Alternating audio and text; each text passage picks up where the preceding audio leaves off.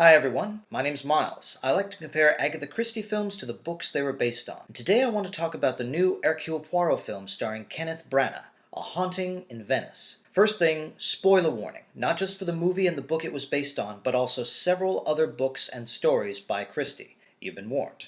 The movie is based on Christie's 1969 novel Halloween Party. Or is it? I think it'd be more accurate to say it's inspired by Halloween Party, as well as several other stories. The premise of the novel is that a child boasts about having seen a murder, and she's overheard by a murderer who thinks she's talking about them. The murderer kills the child, and Poirot has to solve the mystery by figuring out which unsolved death from the past is the murder someone wanted to remain unsolved. I hope that made sense. If you want a full synopsis of the book, click the link in the description to my video where I cover an earlier adaptation of Halloween Party starring David Suchet. Or better yet, just watch that movie, it's very good.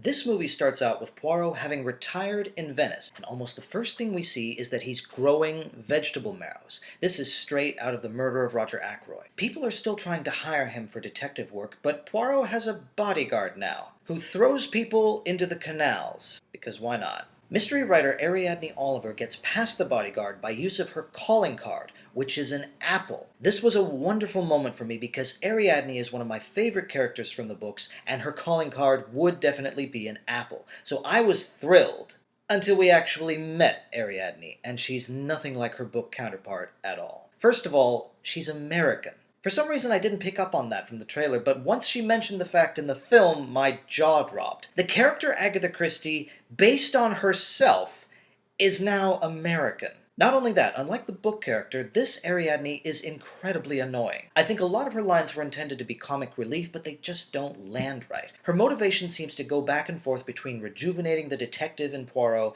and getting him to open his mind about the existence of the supernatural. It's very inconsistent, which is sort of explained when it turns out all she really wanted was to make a fool of him, which would somehow get her books to start selling again. It wasn't clear. I haven't yet made a video about the Branagh version of Death on the Nile, the previous film, and I don't want to get sidetracked, but one of my biggest disappointments from that film was the omission of Poirot's relationship with the character Jackie. Likewise, with A Haunting in Venice, we've lost the great relationship Poirot had with Ariadne, for the sake of a twist that wasn't much of a twist.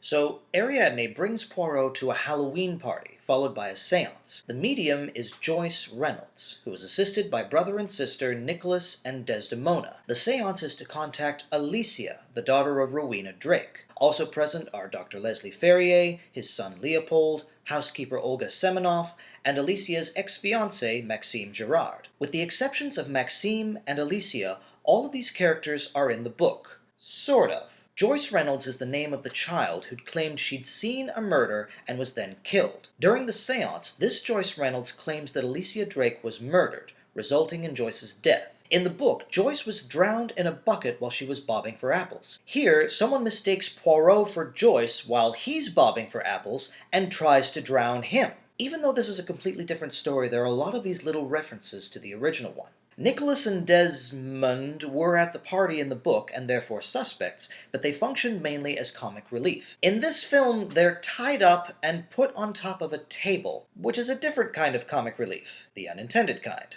Rowena in the book was dominant and overbearing. Here she's a former opera singer with a tragic past whom we're meant to pity. The two versions of her share only a name. Leslie Ferrier and Olga Semenoff are both dead during the events of the book. Ferrier was one of the victims whose murder was left unsolved, and might have been the murder someone thought Joyce had witnessed. And it does turn out he was one of the killer's past victims, but in the end it's revealed that Olga's murder was the crucial one. Again, they show up in the movie in name only. Ferrier was a crook, now he's a doctor. Olga was an au pair, now she's a housekeeper. And lastly, there's Leopold. In the book, Leopold was Joyce's 10-year-old brother, and before too long, he's drowned just like she was. It's a dark book. Why was he drowned?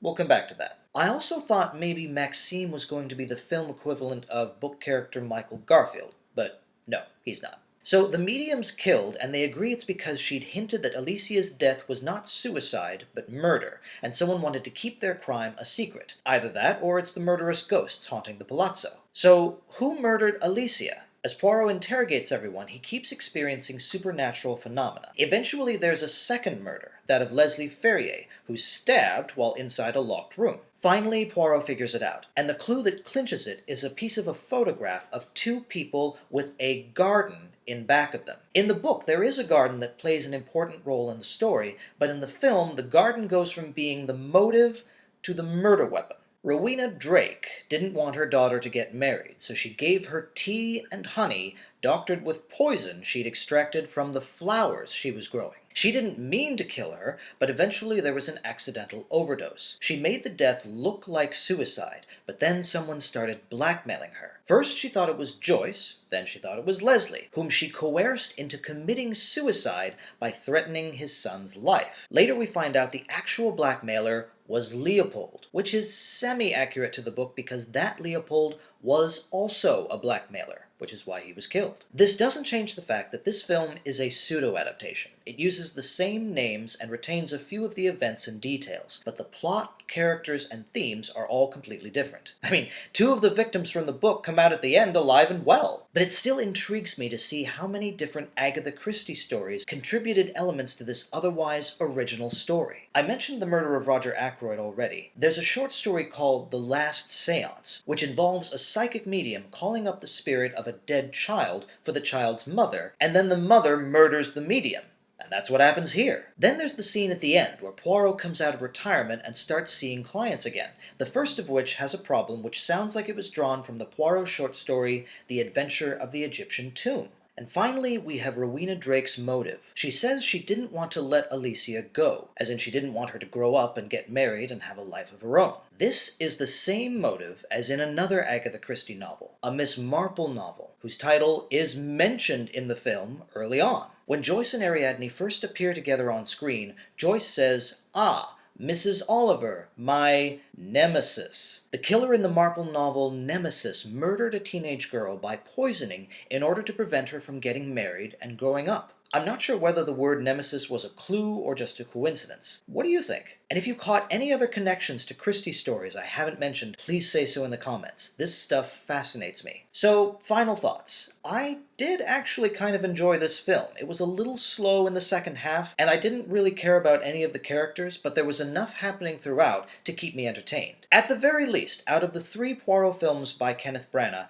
this was by far the least stupid. I suppose it's because, unlike the previous 2 books he adapted, I don't like Halloween Party all that much, so I was never going to be offended by whatever changes they made. I would still be offended to the changes made to Poirot's character, except that I went into the film already aware of those changes, and therefore I knew what to expect. Basically, it's a halfway decent haunted house movie which happens to have a few connections to Agatha Christie. So, not a great film, but worth a watch. Thank you all for watching this video. I'm pretty busy with the stage production of Clue, in which I'm playing Wadsworth, but I'm hoping to squeeze in a few more videos before the end of the year. One of which is going to cover a story that has been requested on this channel many times. I'll see you soon.